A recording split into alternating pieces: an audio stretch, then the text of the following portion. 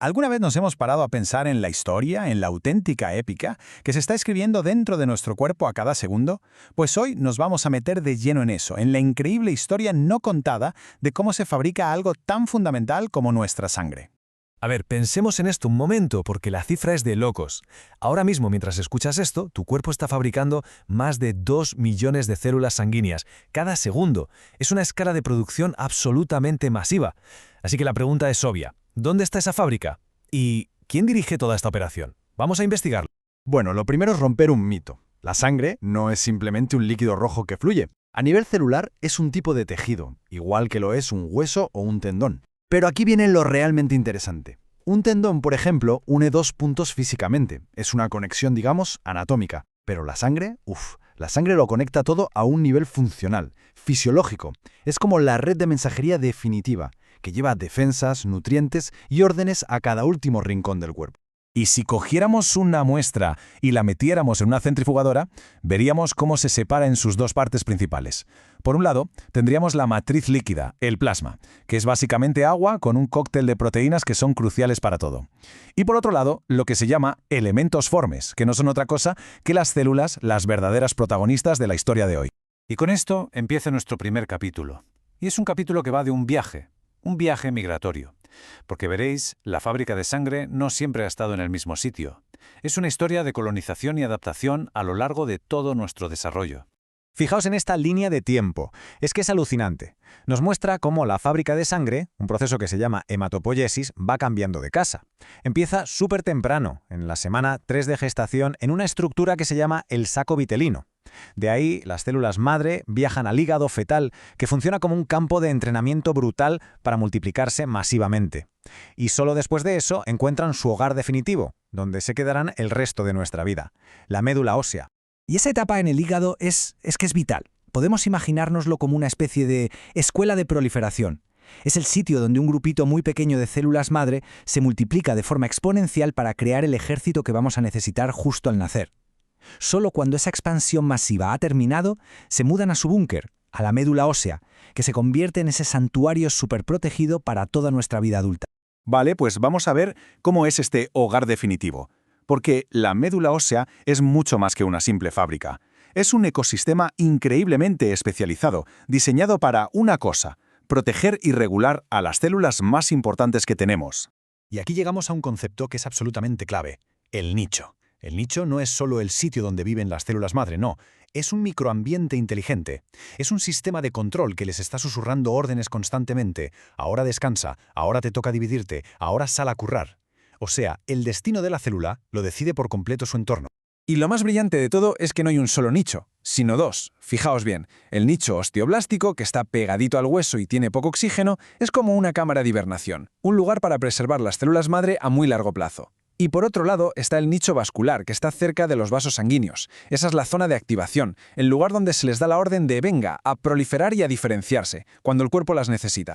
Esta comunicación, claro, es química.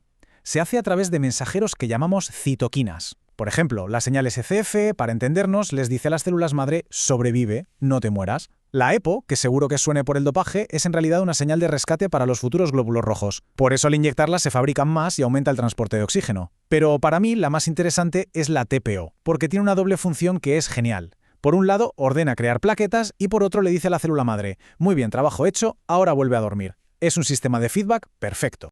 Muy bien, ahora que ya conocemos la fábrica y a sus jefes, vamos a alucinar con la increíble diversidad de trabajadores que se producen ahí dentro.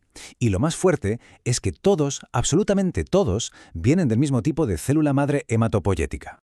Empecemos por los más numerosos, los glóbulos rojos. Su proceso de maduración es una auténtica obra de arte. En el último paso, la célula toma una decisión radical. Expulsa su propio núcleo, su cerebro, por así decirlo. Es un sacrificio total para dejar el máximo espacio posible a la hemoglobina y convertirse así en el transportista de oxígeno más eficiente que existe. Pasamos ahora a las fuerzas de seguridad. Los granulocitos son la primerísima línea de defensa. El neutrófilo es el soldado de infantería, el más abundante, el que llega el primero a una herida. El eosinófilo es el especialista, el que se encarga de enemigos más grandes como los parásitos. Y el basófilo es como el centinela, el que da la voz de alarma en las reacciones alérgicas liberando histamina a tope. Luego tenemos al monocito. Este podríamos verlo como un agente de inteligencia que va patrullando por la sangre. En cuanto detecta problemas, cruza el tejido, se transforma en un macrófago gigante y literalmente se come a los invasores. Pero es que además actúa como un puente, les presenta las pruebas del delito al sistema inmune más especializado, el adaptativo. Y esta célula que viene ahora es sencillamente una pasada, el megacariocito. Es un gigante que hace algo que casi ninguna otra célula hace. En lugar de dividirse en dos, solo copia su ADN una y otra vez, y se va haciendo enorme, con un montón de juegos de cromosomas. ¿Y para qué tanto esfuerzo? Pues para poder fragmentar su cuerpo en miles de trocitos, que son, ni más ni menos, las plaquetas que detienen nuestras hemorragias. Y por último, el linaje linfoide. Estos son los agentes de operaciones especiales del cuerpo. Los linfocitos T y B son los responsables de la inmunidad a largo plazo, de recordar a los enemigos para siempre. Y cuando un linfocito B se activa al máximo, se convierte en una célula plasmática, que es una auténtica biofábrica dedicada en cuerpo y alma a producir millones de anticuerpos sin parar. Hemos visto la belleza, la precisión de este sistema. Es increíble. Pero claro, ¿qué pasa cuando esta maquinaria, que parece perfectamente regulada, se estropea? Vamos a entrar ahora en el lado oscuro de esta historia. La diferencia en esta imagen es que es brutal. Fijaos a la izquierda, una médula ósea normal, a reventar de células, de actividad, de vida. Y a la derecha, el vacío, el desierto. Esto es la anemia plásica. Aquí el problema no es de calidad, es un problema de cantidad. La fábrica simple y llanamente se ha quedado vacía. Y lo más trágico de todo es que, muy a menudo, es un caso de fuego amigo, un ataque autoinmune. Nuestras propias defensas, los linfocitos T, se confunden y atacan a las células madre, a la mismísima fuente de toda la producción. Es la metáfora perfecta de los guardianes del castillo volviéndose locos y atacando a la familia real a la que juraron proteger. Pero los fallos del sistema no son solo por escasez. Esta diapositiva ilustra muy bien dos lógicas de enfermedad totalmente opuestas. A la izquierda, un fallo por restricción. Hay recursos de sobra, como el hierro, pero están secuestrados, no se pueden usar. Y a la derecha, un fallo por expansión, una producción clonal descontrolada sin ningún tipo de freno.